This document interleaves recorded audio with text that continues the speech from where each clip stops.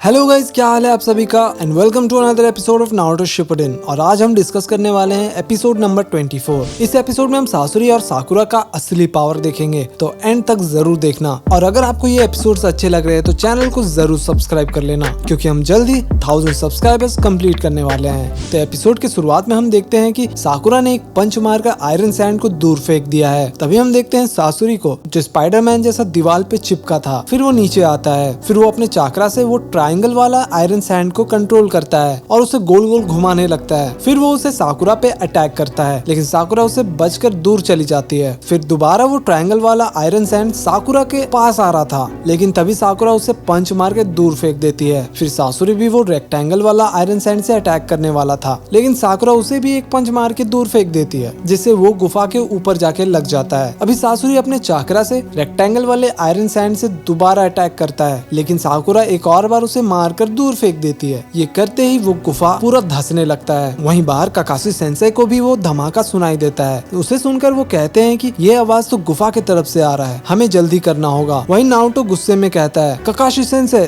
थोड़ा जल्दी चलो वरना वो दूर चला जाएगा। काकाशी सेंसेई कहते हैं कि थोड़ा आराम से, भूलो मत वो तुम्हारी वजह से यहाँ पर है, तो तुम्हारी नजरों के सामने से वो कहीं दूर नहीं जाने वाला। नारुतो कहता है कि हमें जल्दी करना होगा वरना हम गारा को नहीं बचा पाएंगे। फिर काकाशी सेंसेई कहते हैं कि टेंशन मत लो, मेरे पास एक प्लान है। ऊपर दायदारा कहता है कि पता नहीं ये लोग क्या कर रहे हैं, चलो थोड़ा अपना स्पीड बढ़ाया जाए। ये देखकर नीचे नारुतो गुस्सा हो जाता है और वो भी बहुत तेजी से दौड़ने लगता है। पीछे काकाशी उसे रोकने की कोशिश करते हैं और कहते हैं कि अब और कोई ऑप्शन नहीं बचा। उधर गाय अपने क्लोन से लड़ रहे थे, तभी उनको कोई आवाज सुनाई देता है और वो सबसे पूछते हैं, तुम सबको वो आवाज सुनाई दिया क्या? वहीं हम देखते हैं नेजी को, वो भी बहुत कोशिश कर रहा था अपने क्लोन को हराने का, लेकिन कोई फायदा नहीं हो रहा था। फिर दोनों रुक जाते हैं और नेजी कहता है कि हाँ, मुझे भी वो सुनाई दिया। फिर हम देखते हैं टिनटिन को, वो भी काफी थक चुकी थी लड़ते लड़ते, और उसे भी वो धमाका सुनाई देता है। उधर ली अपने क्लोन से लड़ रहा था, तभी उसे वो आवाज सुनाई देता है। फिर गाय कहते हैं, नेजी पता लगाओ कि वहाँ क्या हो रहा है। फिर नेजी हवा में उड़ता है और अपने ब्याकुगान से देखकर बताता है कि अकात्सुकी का हाइड आउट गिरने लगा है। ये सुनकर गाय कहते हैं कि लेडी चियो और साकुरा जीते या नहीं, या फिर अकात्सुकी उन पर भारी पड़ रहा है। फिर नेजी बताता है कि कुछ कह नहीं सकते।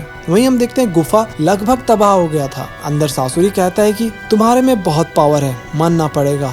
वहीं पीछे लेडी चियो कहती है कि इतने कम समय में ये लड़की सासुरी का अटैक पैटर्न समझ ली, मुझे नहीं लगता इसे मेरी जरूरत भी है, मैं सोच ही नहीं सकती थी कि इसके पास इतना पावर है। फिर हम देखते हैं कि सासुरी अपने ट्रायंगल वाले आयरन सैंड से अटैक करता है, लेकिन साकुरा तुरंत ही वहाँ से हट जाती है। फिर हम एक पास्ट देखते हैं जिसमें लेडी सुनाटे कहती है कि एक मेडिकल निंजा के लिए कॉम्बैट एबिलिटी सेकेंडरी चीज है, पता है क्यों? फिर साकुरा कहती है कि हाँ, क्योंकि मेडिकल निंजा बाकी निंजा को सपोर्ट करने के लिए होते हैं और हमारे हीलिंग एबिलिटी सबसे ज्यादा इम्पोर्टेंट है। फिर लेडी सुनाटे गुस्से में कहती है, बिल्कुल गलत, सबसे इम्पोर्टेंट होता है अपना बचाव करना। फिर साकुरा पूछती है कि ऐसा क्यों? फिर लेडी सुनाटे बताती है कि अगर मेडिकल निंजा घायल हो जाए तो बाकी लोगों को हील कौन करेगा, तो मैं अभी तुम पर अटैक करूंगी और तुम उसे बचने की कोशिश करना। फिर हम प्रेजेंट में देखते हैं कि सासुरी अपने हाथों से कुछ करता है और तभी साकुरा भी उसकी तरफ दौड़ने लगती है। फिर सासुरी अपने आयरन सैंड से अटैक करता है, लेकिन साकुरा उससे बच जाती है। फिर उसके पास जाकर एक पंच मारती है। फिर हम वही पास्ट देखते हैं जहाँ सुनाडे कहती है कि